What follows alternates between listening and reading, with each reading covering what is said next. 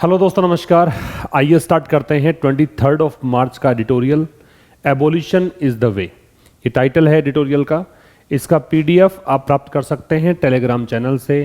PDF में क्या मिलता है आपको, ये जो मैं पढ़ा रहा हूँ ये बिल्कुल इस तरीके से आपको ये पीडीएफ मिल जाएगा। साथ में इसकी वोकैब जो है उसका हिंदी में मीनिंग, उसका वर्ड कैटेगरी, उसके सिनोनिम्स, ये सब मिल जाएंगे। और वैसे आपको एग्जाम्पल सेंटेंसेस सहित चाहिए हैं, और अगर ये आप जो मैं लिखता हूँ इसके ऊपर लिखा हुआ अगर आपको कंटेंट चाहिए है तो फिर आपको पेड कोर्स ज्वाइन करना पड़ेगा। एडिटोरियल का एक बैच जो फिलहाल रनिंग है B109, वो आप वहाँ पे जाकर रजिस्टर हो सकते हैं। तो आइए स्टार्ट करते हैं। Abolition is the way. एक बात मैं हमेशा बोलता हूँ कि आपको पेन नोटबुक लेकर बैठना है, एक छोटी छोटी बातों को नोट करते चलना है। अब कुछ बच्चे पूछते हैं कि नोट्स बनाएं तो कैसे बनाएं, क्या तरीका होना चाहिए। तो बहुत सिंपल सी बात है, आपको जो वोकैब नहीं आ रही है वो वोकैब तो खैर मिल ही रही है आपको टेलीग्राम पर, उसके अतिरिक्त कुछ नहीं आ रहा है तो वो नोट करनी है। ग्रामर की चीज़ें हैं वो आप नोट डाउन करते चलें। तो जैसे आज की डेट आपने लगाई कि 23 मार्च, एडिटोरियल का नाम लिखा एबोलिशन इज़ द वे, और जो भी 25-30 चीज़ें नई मिली हैं आपको वो अपने हिसाब से आप नोट कर लें। जब 24 मार्च का सेशन मीन्स कल हम मिलेंगे तो उससे पहले आप सब चीज़ों को रिवाइज करके नेक्स्ट सेशन तक आएँ तो ये चीज़ें आपको कॉन्फिडेंस देंगी, ये चीज़ें आपको नई नई चीज़ें सिखाएंगी। और ये ज़रूरी इसलिए भी बन जाता है क्योंकि एडिटोरियल में बहुत सारी चीज़ें रिपीट होती हैं। अगर आप काफ़ी लंबे समय से बने हुए हैं तो सब चीज़ें आपके सामने फिर से आने लग गई होंगी। एबोलिशन इज़ द वे क्या है, एबोलिशन क्या है पहले तो वो समझो। एबोलिशन की वर्ड कैटेगरी तो नाउन है, ये कैसे पता लग रहा है, ये TION दे रखा है। आपने एक वर्ड सुना होगा एबोलिश, ये होती है क्रिया, और एबोलिशन है वो होती है नाउन। एबोलिशन का मतलब होता है एंडिंग, या फिर इसका सिनोनिम डाल सकते हो आप स्क्रैपिंग, और या फिर इसका सिनोनिम डाल सकते हो टर्मिनेशन। तो समाप्ति को, किसी चीज की समाप्ति को क्या बोलते हैं, एबोलिशन।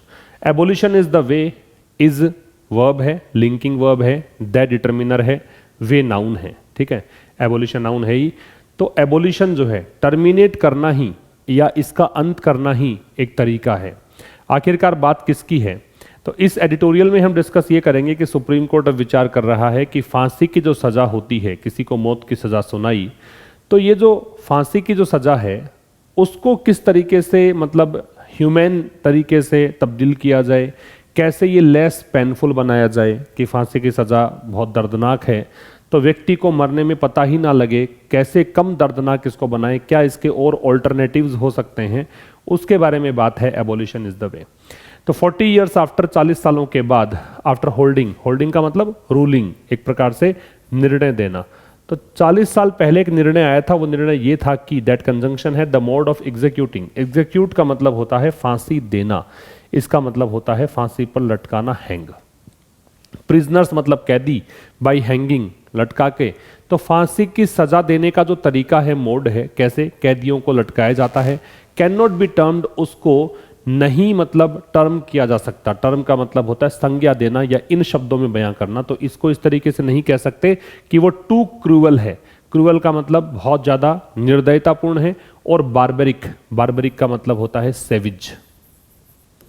ठीक है, मतलब एकदम ब्रुटल हो, पशु प्रवृत्ति की चीज हो, एकदम पाश्विक तरीके का हो, बहुत ज्यादा निर्दयतापूर्ण हो, तो ऐसा नहीं कहा जा सकता। ये 40 साल पहले की बात है। 40 साल पहले ये मानना था, एक निर्णय आया था कि भाई जो फांसी की सजा है जिसमें कैदियों को लटका दिया जाता है, तो इस चीज को, इस तरीके की वर्ब है कैन नॉट बी टर्म्ड, और ये पैसिव हो गया है बी के साथ थर्ड फॉर्म। तो इस तरीके को टर्म नहीं किया जा सकता, इस तरीके को ये नहीं कहा जा सकता कि बहुत ज़्यादा निर्दयतापूर्ण है या पाश्विक है। उसके 40 साल के बाद सुप्रीम कोर्ट ऑफ इंडिया जो है, भारत का जो सर्वोच्च न्यायालय है, उसने अब वेंचर किया है। वेंचर का मतलब होता है हैव करेज टू से, हैव करेज टू मतलब हिम्मत जुटाना। तो इसने हिम्मत की है किस चीज़ की, टू फाइंड आउट, ये पता लगाने की, if there is a more dignified और लेस पेनफुल मेथड, कि क्या कोई ऐसा अधिक प्रतिष्ठित, डिग्निफाइड जिसमें थोड़ी सी इज्जत ज़्यादा मिले, और लेस पेनफुल तरीका और कम दर्दनाक तरीका है क्या, to carry out. Carry out का मतलब होता है परफॉर्म करना या एग्जीक्यूट करना। डेथ सेंटेंसेस मतलब मृत्यु की जो सजा होती है, सेंटेंस का मतलब यहाँ पे पनिशमेंट से है। तो इससे भी कहीं बेहतर कोई तरीका है क्या, ये सुप्रीम कोर्ट यहां पे हिम्मत जुटा रहा है इस चीज को फाइंड आउट करने की। अब एक बार इस जो ये हमने सेंटेंस पढ़ा है, पूरा एक सेंटेंस यहां पे कंप्लीट होता है, इसमें सब्जेक्ट द मोड था, वर्ब थी कैन नॉट बी डिटर्म्ड। एक बात और बता दूं कि कोई भी मॉडल के साथ आप नोट लगाते हो तो उसमें स्पेस आता है, बीच में जगह मिलेगी आपको, लेकिन कैन के साथ ऐसा नहीं है। कैन के साथ जब भी आप नोट लगाओगे तो कैन और नोट को साथ में लिखा जाता है, ठीक है।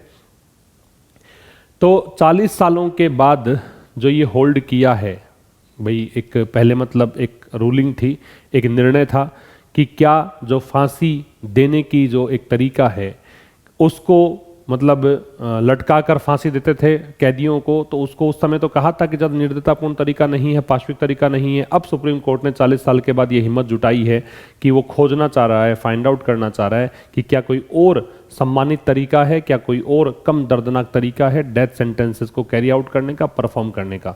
सब्जेक्ट ये था तो इसकी वर्ब ये कैन नॉट बी टर्म्ड हुई। सुप्रीम कोर्ट से पहले द लगेगा ये पता होना चाहिए। सुप्रीम कोर्ट की वर्ब है वो हैज है, नाउ यहाँ एडवर्ब है और हैज के साथ थर्ड फॉर्म आती है। यहाँ पे देयर जो है स्टार्ट कर रहे हैं तो वर्ब सब्जेक्ट तो होगा मोर डिग्निफाइड और लेस पेनफुल मेथड, मतलब सब्जेक्ट तो ये है, ठीक है। पेनफुल है, लेस पेनफुल है, ये एडजेक्टिव है। डिग्निफाइड, मोर डिग्निफाइड, ये भी एडजेक्टिव है और दोनों ही कंपैरेटिव डिग्री हैं। लेस भी कंपैरेटिव डिग्री होती है, लिटिल की कंपैरेटिव डिग्री लेस होती है, और मोर है वो मच और मैनी की डिग्री कंपैरेटिव मोर होती है, ठीक है। इन्वर्जन लगता है जब जब देयर से स्टार्ट करते हो आप। कैरी आउट का हमने देख ही लिया। आगे कह रहे the idea of finding an alternative mode. अब ये जो एक विचार है क्या कि एक वैकल्पिक तरीका जो है एग्जीक्यूशन का, फांसी का, उसको फाइंड किया जाए, उसको खोजा जाए। तो वन कंसीडर्ड लेस पेनफुल, कोई ऐसा तरीका जिसको कि माना गया हो कि कम दर्दनाक है और इन्वॉल्व्स और उसमें शामिल हो लिटिल क्रूअल्टी। लिटिल का मतलब है नो, कि बिल्कुल भी उसमें निर्दयता ना हो।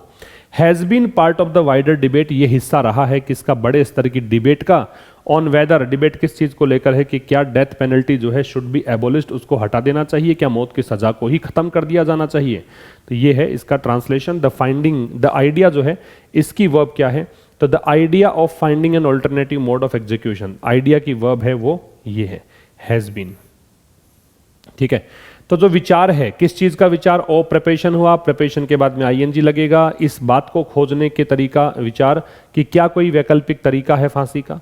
ये जो विचार है ये हिस्सा रहा है किसका, बड़े स्तर की डिबेट का। डिबेट किस मुद्दे को लेकर है, डिबेट इस मुद्दे को लेकर है कि जो डेथ पेनल्टी है क्या उसको एबोलिश कर दिया जाना चाहिए, क्या उसको हटा देना चाहिए। वन जो है ये इस विचार के लिए ही आया है, ठीक है, ये सब्जेक्ट नहीं है यहाँ पे। तो वन कंसीडर्ड लेस पेनफुल, अब यहाँ पे यूं कह सकते हो कि वन की वर्ब यहाँ पे इन्वॉल्व है, ठीक है। वन कंसीडर्ड, कोई ऐसा तरीका, ये ऐसा विचार या ऐसा कोई तरीका जिसको माना गया हो लेस पेनफुल, कम दर्दनाक, और जिसमें कि बिल्कुल भी क्रुएल्टी ना हो। एक काम की बात यह है कि लिटिल और फ्यू से पहले जब हम कुछ भी नहीं लगाते हैं, ना ए लगाते हैं और ना द लगाते हैं, तो इन दोनों का मतलब ही नो होता है, ठीक है। या फिर कई बार जब ये प्रोनाउन के रूप में आते हैं, इनके बाद नाउन नहीं आता है, तो इनका मतलब नथिंग होता है। तो ये चीज ध्यान रखिएगा, ठीक है। ऑल्टरनेटिव की बात बता दूं तो ऑल्टरनेटिव वैकल्पिक, विकल्प को बोलते हैं, और एक होता है ऑल्टरनेट। दूसरा एक शब्द क्या होता है, ऑल्टरनेट। इसका मतलब होता है एक छोड़कर दूसरा। ऑल्टरनेटिव तो होता है विकल्प और ऑल्टरनेट होता है एक छोड़कर दूसरा। इसका स्क्रीनशॉट ले सकते हैं आप। फिर कह रहा है judicial and administrative thinking. Judicial न्यायिक, एडमिनिस्ट्रेटिव का मतलब होता है प्रशासनिक, थिंकिंग का विचार, हैव लीन्ड। अब ये दोनों चीजें, मतलब जुडिशियल एडमिनिस्ट्रेटिव थिंकिंग जो है हैव लीन्ड, वैसे तो थिंकिंग ही सब्जेक्ट है तो यहाँ पे आना तो चाहिए था हैज, लेकिन चूंकि दो तरह की थिंकिंग है इसलिए यहाँ पे कर दिया हैव। लीन का मतलब होता है झुकाव होना, तो उसका झुकाव किस तरफ है, बैकिंग। बैकिंग का मतलब है सपोर्ट, सहारा देना, साथ देना। तो जुडिशियल एडमिनिस्ट्रेटिव थिंकिंग जो है उसका झुकाव रहा है, वो झुकी हुई है किस तरफ कि बोथ द आइडिया, कि दोनों जो विचार हैं क्या, एक तो कैपिटल पनिशमेंट। कैपिटल पनिशमेंट का मतलब होता है डेथ सेंटेंस। कैपिटल पनिशमेंट जो है इसका मतलब आप नोट कर लेंगे डेथ सेंटेंस, मौत की सजा को बोलते हैं कैपिटल पनिशमेंट, ठीक है, डेथ सेंटेंस। तो क्या कह रहा है कि जुडिशियल एडमिनिस्ट्रेटिव थिंकिंग जो है वो झुकी हुई है किस तरफ, तो ये टुवर्ड्स प्रीपोजिशन है, बैकिंग, समर्थन देने की तरफ, सपोर्ट करने की तरफ। सपोर्ट किसको है, दोनों विचार जो हैं कैपिटल पनिशमेंट और प्रैक्टिस ऑफ हैंगिंग, कि आप मौत की सज़ा भी दे सकते हैं, और दूसरा यहाँ पे प्रैक्टिस ऑफ हैंगिंग का मतलब है जो एक तरीका यूज करते हो फांसी पे लटकाने का, उस तरफ भी। बोथ के साथ में हम एंड लगाते हैं तो ये एंड लगा हुआ है। कई बार परीक्षा में प्रश्न जब आपसे पूछते हैं तो बोथ के साथ में एज वेल एज या अलोंग विद दे रखा होता है, वो दोनों ही गलत होते हैं, ठीक है। एडमिनिस्ट्रेटिव एडजेक्टिव है क्योंकि आईवीई दे रखा है। जिन वर्ड्स के एंड में आईवीई होता है वो एडजेक्टिव होते हैं, जिन वर्ड्स के एंड में एल होता है वो भी एडजेक्टिव हो सकते हैं। तो जुडिशियल और एडमिनिस्ट्रेटिव दोनों ही एडजेक्टिव हैं, और थिंकिंग यहाँ पे क्या है, नाउन है। The bench has short, bench मतलब पीठ, जो मतलब न्यायाधीश की जो एक बेंच होती है, इसका मतलब उन व्यक्तियों का ग्रुप, उन जजेस का ग्रुप। तो एक जो पीठ है, हैज सॉट उसने कोशिश करी है, चाहा है। सॉट क्या है, सीक की सेकंड फॉर्म और थर्ड फॉर्म होती है, सीक सॉट सॉट, ये बताया हुआ था पहले भी। तलाशना, चाहना, कोशिश करना इसका मतलब होता है। तो पीठ ने ये कोशिश की है या इसकी डिमांड की है कि फ्रेश डेटा इनको चाहिए, नए आंकड़े चाहिए, किसके लिए, सब्सटेंशिएट करने के लिए। सब्सटेंशिएट का मतलब होता है वेरीफाई करना, या फिर होता है कंफर्म करना, या फिर होता है रेटिफाई करना, पुष्टि करना कह सकते हो। एक कोरोबोरेट भी लिख देता हूं, कोरोबोरेट भी इसका सिनोनिम होता है। तो इन सभी वर्ड्स का मतलब है पुष्टि करना, कंफर्म करना, ठीक है।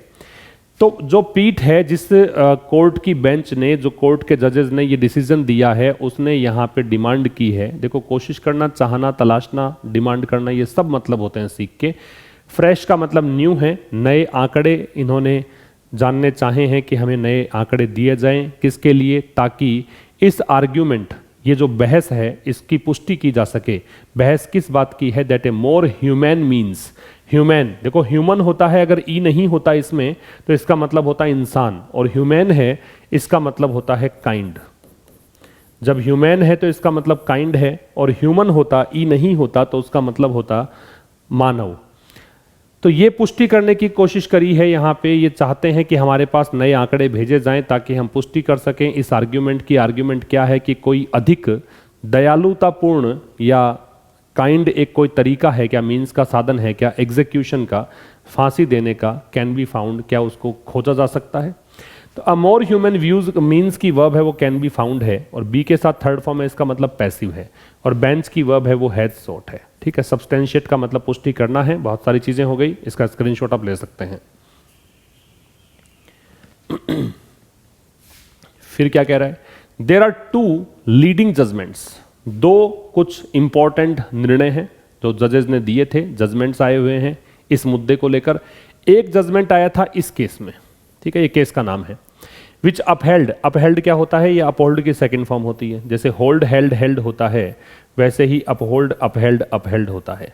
अपहोल्ड, अपहेल्ड, अपहेल्ड, इसका मतलब होता है सपोर्ट या एंडोर्स। क्या मतलब होता है, सपोर्ट या एंडोर्स, समर्थन देना।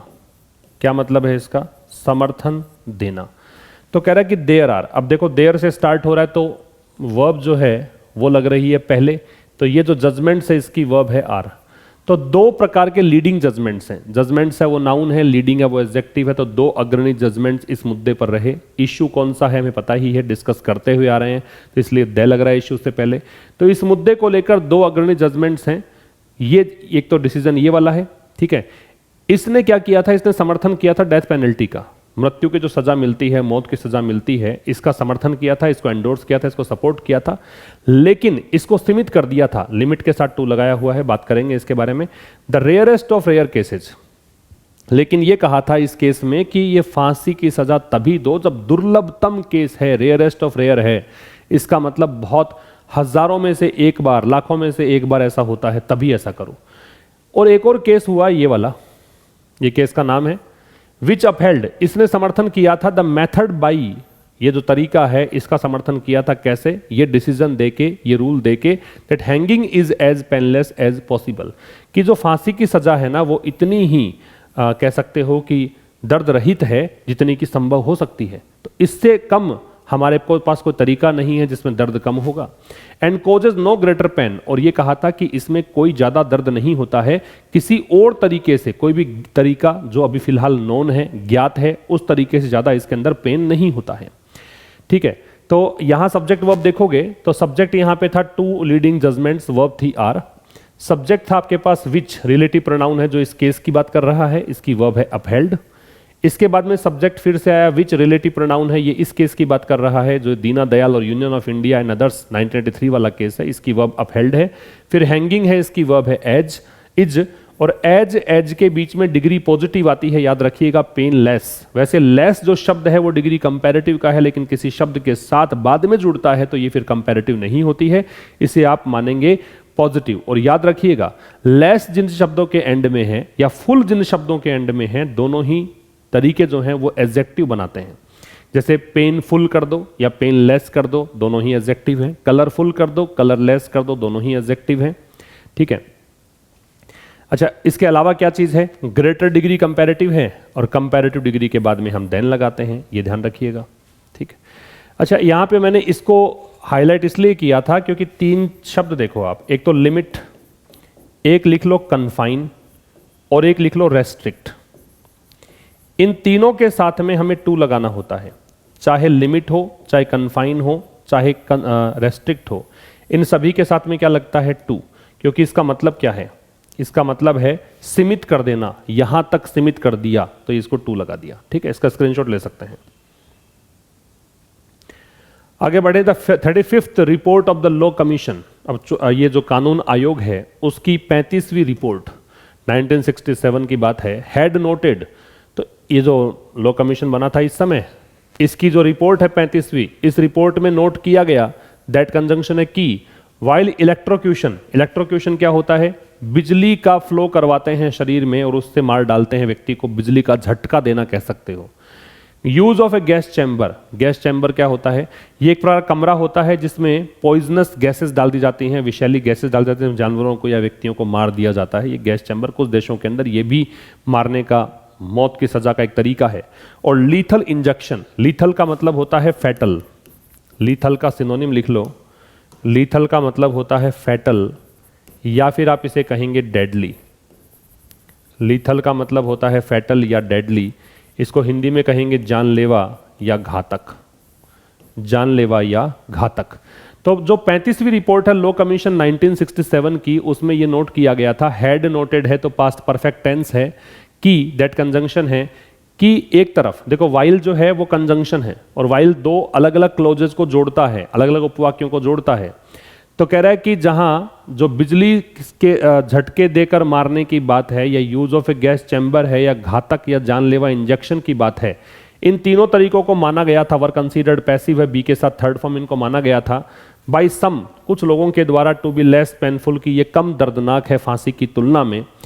वहीं दूसरी तरफ देखो तो it was not in a position, ये ऐसी स्थिति में था नहीं, to come to a conclusion, मतलब ये जो ऐसी स्थिति नहीं थी कि कोई निष्कर्ष निकाला जा सके। ठीक है, माना तो था कि इसकी 35वीं रिपोर्ट में बताया है कि भाई कहीं कुछ लोगों ने माना था कि ये तो 3 तरीके हैं कि बिजली का झटका देकर आप किसी को मारें या गैस चैम्बर का यूज करके किसी को मारें या फिर लीथल इंजेक्शन से मार दें, तो ये तरीके माने गए थे कि ये कुछ के द्वारा कि लेस पेनफुल है। लेकिन ये जो कह सकते हैं कानून आयोग है वो ऐसी स्थिति में था नहीं कि ये किसी कंक्लूजन पर आ सके। कंक्लूजन का मतलब होता है निष्कर्ष। It refrain from recommending any change, तो इसीलिए जो कानून आयोग है इसने परहेज किया। देखो ये परहेज करने के लिए रिफ्रेन आ रहा है, मतलब अपने आप को रोका। तो जैसे रिफ्रेन है वैसे ही एब्सटेन भी होता है, रिफ्रेन एब्सटेन, इन दोनों का मतलब ही क्या होता है, परहेज करना, और दोनों के साथ ही क्या लगता है, फ्रॉम, याद रखिएगा।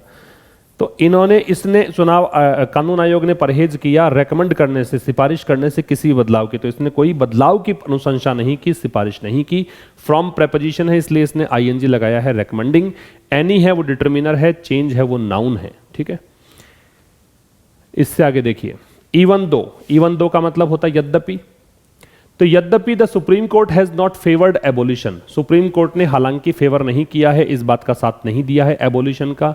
इन्होंने ये नहीं कहा है कि मौत की सजा को ही हटा देंगे। फिर भी अब चूंकि 2 आ गया तो 2 के साथ में क्या घटनाएं घटती हैं, 2 या ऑल्दो जब होता है तो उसके साथ में कंजंक्शन के रूप में आपके पास या तो एक ऑप्शन होता है यट और दूसरा ऑप्शन होता है कॉमा। तो यट या कॉमा लगाया जा सकता है जब भी 2 या ऑल्दो होगा। तो यद्यपि सुप्रीम कोर्ट जो है उसने फेवर नहीं किया है एबोलिशन का, एबोलिशन की बात को मतलब साथ नहीं दिया है इस बात का। इट हैज डेवलप्ड रोबस्ट, फिर भी इसने डेवलप कर दिया है, एक विकसित किया है एक रोबस्ट। रोबस्ट का मतलब है स्ट्रॉन्ग, रोबस्ट का मतलब क्या है? स्ट्रॉन्ग। इसने डेवलप किया है एक बहुत ही स्ट्रॉन्ग और ह्यूमन, ह्यूमन का मतलब बताया था काइंड। ज्यूरिस्प्रूडेंस का मतलब होता है न्याय शास्त्र, ठीक है, लॉ, न्याय शास्त्र को बोलते हैं। That has made it difficult, जिसने की मुश्किल बना दिया है। फॉर द एग्जीक्यूटिव, एग्जीक्यूटिव का मतलब कार्यपालिका होता है, एक प्रकार सरकार कह सकते हो, तो सरकार के लिए मुश्किल हो गया है कि वो डेथ सेंटेंसेस परफॉर्म कर सके, डेथ सेंटेंसेस कैरी आउट कर सके, एग्जीक्यूट कर सके। तो सुप्रीम कोर्ट की वर्ब तो है हैज फेवर्ड, नॉट है वो एडवर्ब ऑफ निगेशन है, इट की वर्ब है वो हैज डेवलप्ड है। रोबस्ट जब किसी व्यक्ति के लिए बोलोगे तो इसका मतलब होगा हष्टपुष्ट, अदरवाइज इसका मतलब होगा स्ट्रॉन्ग। ह्यूमैन का मतलब होता है दयावान, दयाशील, कंपैशनेट या काइंड, और ज्यूरिस्प्रूडेंस का मतलब होता है विधि शास्त्र, न्याय शास्त्र। तो कह रहा है कि यद्यपि सुप्रीम कोर्ट ने फेवर नहीं किया है एबोलिशन को, फिर भी इसने एक रोबस्ट और ह्यूमन ज्यूरिस्प्रूडेंस यहां पे डेवलप किया है, जिसने कि मुश्किल कर दिया है एग्जीक्यूटिव के लिए कि वो भाई सुप्रीम कोर्ट ने ये तो नहीं कहा है कि हटा दो इस सजा को ही, लेकिन इसने एक ऐसा कानून बना दिया है या ऐसी सिस्टम बना दिया है जिसमें कि दया की जगह है, संवेदनशीलता की जगह है। और इस संवेदनशीलता और इस दया ने क्या कर दिया है, सरकार के लिए, कार्यपालिका के लिए मुश्किल कर दिया है कि वो मौत की सजा सुनाए या कैरी आउट करे या परफॉर्म करे या एग्जीक्यूट करे। It has restricted its use to, बताया था मैंने कि जब आप लिमिट लगाते हो तब टू लगता है, जब कन्फाइन लगाते हो तब टू लगता है। तो यहां पे भी देखिए रेस्ट्रिक्ट है, वो भी बताया था, थर्ड वर्ड लिखा था, तो रेस्ट्रिक्ट के साथ में यहां पे टू है, सीमित कर देना। इट किसके लिए आ रहा है? ये आ रहा है सुप्रीम कोर्ट के लिए। आपको पता होना चाहिए कि नाउन के स्थान पर आने वाले शब्द कहलाते हैं प्रनाउन, तो सुप्रीम कोर्ट यहां पे नाउन था, सुप्रीम कोर्ट की जगह पे इट आ रहा है, तो ये प्रनाउन है। तो इसने सीमित कर दिया है इन केसेस को। मैंडेटेड अ बैलेंसिंग, तो कह रहा है कि इसे, इसने कहा है किसे? मौत की सजा तभी दो जब दुर्लभतम केस हो, कहा ना। साथ में कहा है मैंडेटेड, मैंडेट का मतलब इंस्ट्रक्ट करना है, मतलब एक प्रकार से निर्देशित करना है, आदेश देना है, कोई काम करवाना है। इसने निर्देश दिया है कि बैलेंस रखो, संतुलन रखो, किस में? एग्रेवेट करने में। एग्रेवेट का मतलब होता है बदतर करना, वर्सन करना, और ज्यादा खराब कर देना। और मिटिगेट का मतलब होता है लेसन करना, रिड्यूस करना, कम करना, ठीक है। तो एग्रेवेट और मिटिगेट करने को कम मतलब बैलेंस करो सर्कमस्टेंसेस को, before sending someone to the gallows. कब? फांसी के तख्ते पर भेजने से पहले। किसी को आप फांसी के तख्त तक भेज रहे हो तो उससे पहले इन दोनों क्रियाओं को आप बैलेंस करो, ठीक है। गैलोज का मतलब होता है फांसी का तख्त। फिर कह रहा है and allowed a post appeal review, और इस सुप्रीम कोर्ट ने अलाउ भी किया है, इट की वर्ब है। अब ये हैज दे रखा है, वैसे यहाँ पे हैज रिपीट करने की जरूरत नहीं है, हैज वैसे है इसके अंदर, ठीक है। इसने अलाउ भी किया है a post appeal review hearing. Post appeal का मतलब हो गया कि किसी ने मान लो फांसी की सजा सुना दी, उसके बाद में, पोस्ट का मतलब होता है बाद में, उसके बाद किसी ने अपील दायर की, तो उसके रिव्यू को भी हियरिंग की बात की है कि भाई आप उसके बारे में भी सोचेंगे, विचारेंगे ओपन कोर्ट में। ओपन कोर्ट का मतलब ऐसा कोर्ट जहां पे पब्लिक भी शामिल होती है, ठीक है, जज भी है, पब्लिक भी है। जो मूवीज वगैरह में आप देखते हैं वो ओपन कोर्ट होता है। इट की वर्ब है वो हैज रेस्ट्रिक्टेड है, तो इसने यहां पे इसे माना है कि इसे रेस्ट्रिक्ट कर दिया है कि मौत की सजा केवल तभी होगी जब दुर्लभतम कोई केस होगा। साथ में यहां पे मैंडेट किया है, इसने निर्देश दिया है कि भाई आप सर्कमस्टेंसेज, जो कोई भी परिस्थिति ऐसी हो जहां पे किसी को फांसी देनी ही पड़ेगी, तो फिर आप उसके अंदर एग्रेवेट और मिटिगेट करने को बैलेंस करो। कहीं ऐसा भी नहीं है बहुत ज़्यादा इंटेंसिफाई कर दिया प्रोसेस को, बहुत ज़्यादा तीव्रता प्रदान कर दी उसको, या फिर बहुत कम कर दिया। ये दोनों चीज़ों को बैलेंस भी करना है, और साथ में अनुमति भी दी है कि आप हियरिंग भी कर सकते हो, उसकी सुनवाई भी होनी चाहिए। अगर कोई उसने याचिका दायर की है, और वो सुनवाई कहाँ होनी चाहिए? ओपन कोर्ट में। इसका स्क्रीनशॉट ले सकते हैं आप। फिर कह रहा है एट द सेम टाइम, और साथ साथ में एक बात और देखिए, साथ में इट हैज इवोल्व्ड। इवोल्व का मतलब है डेवलप करना, जैसे वहां पे डेवलप आया था वैसे यहां पे भी डेवलप। इसने साथ में डेवलप किया है क्लेमेंसी ज्यूरिस्प्रूडेंस। क्लेमेंसी का मतलब वही काइंडनेस होता है या कंपैशन होता है। काइंडनेस या कंपैशन मतलब दया। तो वो ऐसा विधि शास्त्र, ऐसा कानून जो कि दयाशीलता को शामिल करता है, that makes decisions on mercy petitions, जो कि, अब ये विधि शास्त्र के लिए दैट है, इसके लिए इसकी वर्ब मेक्स है, जो कि जो निर्णय होते हैं किस चीज पर? मर्सी। मर्सी का मतलब दया होता है, क्लेमेंसी होता है, पिटिशंस याचिकाएं, जस्टिसिएबल का मतलब क्या है? जस्टिसिएबल, देखो जिन वर्ड्स के एंड में एबल लगता है वो क्या होते हैं? एडजेक्टिव होते हैं।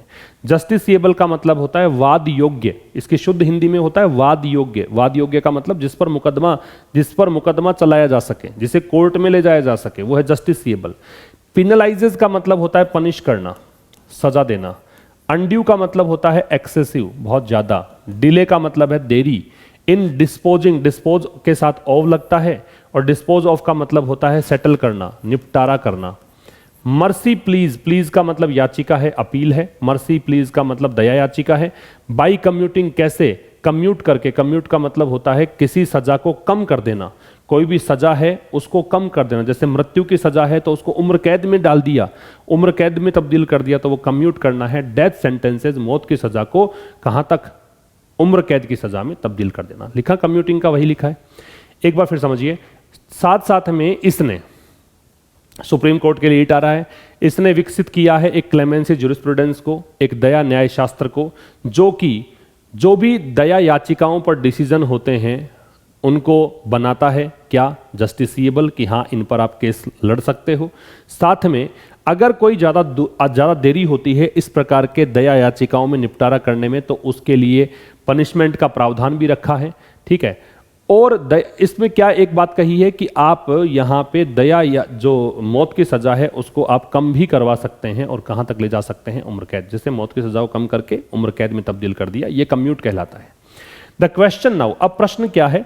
नाउ एडवर्ब है, बिफोर समक्ष को बोलते हैं, प्रेपोजिशन है। अब प्रश्न है कोर्ट के सामने क्या? Provides. Now before the court provides yet another opportunity. अब ये जो क्वेश्चन है, ये येट अनदर का मतलब होता है 2-3 बार हो चुका है, एक बार फिर से हो रहा है, उसको बोलते हैं येट अनदर। तो ये जो प्रश्न है कोर्ट के सामने, वो एक और अपॉर्चुनिटी प्रदान करता है। किसके लिए प्रदान करता है? कि ह्यूमनाइज इट्स अप्रोच फर्दर, कि कोर्ट जो है अपनी अप्रोच को आगे और ह्यूमनाइज करे, मतलब मानवीय बनाए अपनी अप्रोच को, थोड़ा सा इंसान को ध्यान में रखकर डिसीजन दे, ये अपॉर्चुनिटी देता है। तो क्वेश्चन की वर्ब क्या है? क्वेश्चन की वर्ब है प्रोवाइड्स, ठीक है। फिर कह रहा है कि इंपीरिकल एविडेंस। इंपीरिकल का मतलब क्या होता है? सबसे पहली बात तो इंपीरिकल का जो वर्ड कैटेगरी है वो एडजेक्टिव है। इंपीरिकल का वर्ड कैटेगरी क्या है? एडजेक्टिव, क्योंकि एल लिख रखा लास्ट के अंदर। जिन वर्ड्स के एंड में एल होता है वो एडजेक्टिव्स होते हैं। इंपीरिकल एविडेंस का मतलब हो गया ऐसे साक्ष्य जो प्रैक्टिकल हैं, जो आइडियाज पर आधारित नहीं है, किसी विचार पर आधारित नहीं है, बल्कि प्रैक्टिकल है, सैद्धांतिक नहीं है, ठीक है। तो जो प्रैक्टिकल साक्ष्य है, सबूत है। अब एविडेंस के बारे में बता दूं आपको कि एविडेंस ऑलवेज सिंगुलर होता है। एविडेंस के बारे में याद रखिएगा कि this is used always in singular form. तो ये ऑलवेज सिंगुलर है, कभी एविडेंसेस नहीं होता, कभी इसको प्लूरल फॉर्म में यूज नहीं करेंगे आप, ठीक है। एक वचन रूप में यूज करना है हमेशा। तो जो प्रैक्टिकल सबूत हैं वो सुझाते हैं, दर्शाते हैं that hanging need not result in any early और पेनफुल डेथ, कि फांसी पर लटकाना है उसमें कोई ऐसी आवश्यकता नहीं है कि वो परिणित हो अर्ली और पेनफुल डेथ, कि जल्दी कोई मर जाए या फिर दर्दनाक तरीके से मरे, इसकी आवश्यकता नहीं है। While there is a body of proof, बल्कि एक सबूत की एक बॉडी भी है, ग्रुप भी है, ऐसा सबूत है दैट शोज, और ये बॉडी आपको दिखाती है electrocution lethal injection have their own forms of cruelty, कि इलेक्ट्रोक्यूशन से किसी को मारते हो, बिजली का झटका देकर किसी को मारते हो, या डेडली इंजेक्शन का यूज कर किसी को मारते हो, तो उसमें भी अपने प्रकार की निर्दयता तो है ही, उसमें भी कुछ ना कुछ किसी न किसी फॉर्म की निर्दयता है। एविडेंस की वर्ब है सजेस्ट, हैंगिंग की वर्ब है नीड नॉट रिजल्ट, रिजल्ट के साथ लगता है इन। रिजल्ट इन का मतलब होता है परिणित होना। रिजल्ट इन बराबर आप लिख सकते हो लीड टू। रिजल्ट इन बराबर क्या लिख सकते हो? लीड टू, परिणित होना, ठीक है। अच्छा जी, बॉडी है, ये आ रहा है आपका दैट रिलेटिव प्रोनाउन इस बॉडी के लिए है, इसकी वर्ब शोज है। और ये इलेक्ट्रोक्यूशन लीथल इंजेक्शन है, इसकी वर्ब है हैव, ठीक। और सब्जेक्ट वर्ब तो हो ही गया, बाकी इसमें कुछ खास नहीं है। एक बात जरूर खास है कि नीड दे रखा है, और आपको सोचना चाहिए था यहाँ पे कि हैंगिंग तो सिंगुलर है, तो फिर नीड्स क्यों नहीं किया? कि सिंगुलर वर्ब तो हम ऐसे ही तो बनाते हैं एस और ईएस जोड़कर, तो यहाँ क्यों नहीं जोड़ा एस? इसका उत्तर ये है कि नीड जो है यहाँ पे मार्जिनल ऑक्सिलरी वर्ब होती है। दो वर्ब्स की बात करूँ, नीड और डेयर, ये दोनों वर्ब्स जो होती हैं वो होती हैं मार्जिनल ऑक्सिलरी वर्ब्स। कैसी वर्ब्स हैं?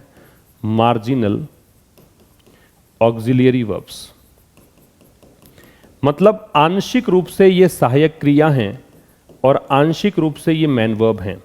मार्जिनल का मतलब आंशिक ही होता है, तो कभी कभी तो ये हेल्पिंग वर्ब बन जाती हैं, मॉडल के रूप में काम आती हैं, कभी कभी ये मेन वर्ब बन जाती हैं। और जो ये एस और ईएस वाला प्रयोग हम करते हैं, ये मेन वर्ब के साथ करते हैं, चूंकि वो वहाँ पे मेन वर्ब तो है नहीं। क्यों नहीं है? क्योंकि अगर मेन वर्ब होती तो फिर इसके बाद में नोट नहीं आता और फिर एक और मेन वर्ब नहीं आती, तो नीड यहाँ पे हेल्पिंग वर्ब है और मॉडल के साथ बेस फॉर्म आती है, इसलिए रिजल्ट यहाँ पे बेस फॉर्म है। ठीक है, आगे देखिए, the union government contents, content का मतलब होता है क्लेम करना या असर्ट करना, दावा करना। केंद्र सरकार का यहाँ पे दावा है क्या? कि हैंगिंग शुड बी रिटेन्ड, कि फांसी को तो रिटेन करो। रिटेन का मतलब है मेंटेन, बना के रखो इसको, तो इसको हटाओ मत, एबोलिश मत करो। नॉट ओनली बिकॉज, केवल इसीलिए नहीं कि इट इज नॉट क्रूअल, कि ये निर्दयतापूर्ण नहीं है, या फिर इनह्यूमन का मतलब भी अमानवीय होना या अमानवीय नहीं है, ऐसा नहीं है, बट ऑल्सो बिकॉज, बल्कि इसलिए भी कि इट अकाउंट्स फॉर, कि ये कवर करता है। अकाउंट फॉर का मतलब होता है किसी टोटल का कोई पार्ट बनाना। भाई 100 मान लीजिए, एक लेट से 100 संख्या है, 100 में से कुछ भाग कवर करता है कोई, तो उसको बोलेंगे अकाउंट फॉर। ठीक है, तो यह जो तरीका है फांसी वाला, इट आ रहा है हैंगिंग के लिए, प्रोनाउन है। यह जो तरीका है ये कवर करता है द लीस्ट नंबर, मतलब बहुत कम संख्या है या न्यूनतम संख्या है, बोज्ड अप एग्जीक्यूशन की। बोज्ड अप का मतलब होता है स्पॉइल्ड, एग्जीक्यूशन का मतलब होता है फांसी की सजा। तो ऐसी कोई फांसी की सजा जो स्पॉइल हो गई हो, खराब हो गई हो, प्रॉब्लम आई हो, ऐसा हुआ नहीं। हैंगिंग से ही, हैंगिंग से बहुत कम ऐसे केसेस हुए हैं जहां पे केसेस बिगड़े हों, बाकी सही है। ठीक है, तो यूनियन गवर्नमेंट की वर्ब तो है कंटेंट्स, हैंगिंग की वर्ब है वो शुड बी रिटेन्ड, और शुड बी रिटेन्ड पैसिव है, बी के साथ थर्ड फॉर्म है। इट की वर्ब है वो है इज, इट की वर्ब यहां पे अकाउंट्स। नॉट ओनली जो है, नॉट ओनली, ये नॉट ओनली इसके साथ आएगा बट ऑल्सो, ये कोरिलेटिव कंजंक्शन है। बोज्ड अप यहां पे एडजेक्टिव का काम करेगा, वैसे बोज वर्ब भी होती है स्पॉइल करना। एग्जीक्यूशन यहां पे नाउन है और बोज्ड अप यहां पे एडजेक्टिव है। ठीक है, फिर कह रहा द रियल इश्यू, जो वास्तविक मुद्दा है, हावेवर हालांकि, इज दैट, वो ये है कि एनी फॉर्म ऑफ एग्जीक्यूशन की कोई भी तरीका रहा हो, चाहे फांसी का, इज अ फॉल, ये गिरावट है किस चीज से? ह्यूमननेस से, कि आप मानवीयता से तो नीचे उतर ही रहे हो। अब लेखक का कंक्लूजन है, लेखक सारी बातों को समझाकर अब अपना एक दृष्टिकोण क्या है, अपना नजरिया क्या है, वो स्पष्ट कर रहा है। तो वास्तविक मुद्दा हालांकि ये है, तो इश्यू की वर्ब इज है, दैट कंजंक्शन है, कि कोई भी तरीका जो है फांसी का वो पतन है, तो एनी फॉर्म की वर्ब इज है। किससे पतन है? मानवीयता से। ऑफेंड्स, ऑफेंड का मतलब है अपसेट करना, किसी को नाराज करना, अपसेट करना, और ये जो मानवीय प्रतिष्ठा है उसको अपसेट करता है। एंड परपेट्रेट्स, परपेट्रेट का मतलब होता है do wrong, do something wrong, कुछ गलत करना, या क्रिमिनल एक्टिविटीज करना, अपराध करना, कमिट क्राइम, अपराध करने को भी परपेट्रेट बोलते हैं। और परपेट्रेटर जो होता है, अगर परपेट्रेटर कर दोगे तो वो हो जाएगा अपराधी। क्या स्पेलिंग होगी उसकी? परपेट्रेटर, ये हो जाएगा अपराधी। और कह रहा है कि ऑफेंड करता है ह्यूमन डिग्निटी को। ऑफेंड्स भी इसी की वर्ब, रियल इश्यू की, रियल इश्यू सिंगुलर है तो इसलिए एस जोड़ रखा है। ये मानवीय प्रतिष्ठा को अपसेट करता है और साथ में क्रूएलिटी करता है। ठीक है, निर्दयता जैसा गलत काम करता है। डिबेटिंग द मोड, मतलब आप जो तरीके पर डिबेट कर रहे हो कि तरीका क्या होना चाहिए, वो केवल क्या करता है? वो गहरा करता है मोरल डिलेमा को। डिलेमा का मतलब होता है कॉन्ड्री, दुविधा। ठीक है, तो ये केवल जो नैतिक एक दुविधा है, दुविधा किस चीज की है? कि क्या the taking of life is the best response, कि किसी का जीवन लेना ही सर्वश्रेष्ठ प्रत्युत्तर है। किस चीज का? The taking of life. ठीक है, क्या किसी ने किसी का जीवन लिया है तो उसका रेस्पॉन्स आप ऐसे करोगे कि उसका जीवन ले लेना चाहिए? क्या यही एक मतलब ये इस मोरल डिलेमा की बात है? तो जो आप तरीके की बात कर रहे हो, मोड की बात कर रहे हो, वो मोड जो डिबेटिंग है वो डीपेन करती है, वो गहरा करती है किस चीज़ को? इस नैतिक दुविधा को। दुविधा ये है कि किसी का जीवन आपने लिया, किसी का मर्डर कर दिया, तो उसका उत्तर भी आप ऐसे ही करोगे कि आप भी उसका मर्डर करोगे। क्या यही बेस्ट रेस्पॉन्स है? रेस्पॉन्स किसका है? तो टू लगेगा भाई रेस्पॉन्स के साथ। इफ एलिमिनेटिंग क्रूएल्टी, एलिमिनेट का मतलब होता है हटाना। यदि निर्दयता को हटाना और इनडिग्निटी को हटाना आपका लक्ष्य है, एलिमिनेट का मतलब वर्ब है इज है। यदि आपका लक्ष्य ये है कि आप निर्दयता हटाना चाहते हो, आप जो अपमान है उसको हटाना चाहते हो, तो तो एबोलिशन इज द आंसर। तो लेखक कह रहा है कि हटा ही दो ना मौत की सजा को ही, यही इसका आंसर होगा। तो ये लेखक के विचार हैं। ठीक है, तो ये था आज के सेशन में। अब मुलाकात होगी कल ठीक शाम 5 बजे। तब तक के लिए नमस्कार, थैंक यू वेरी मच।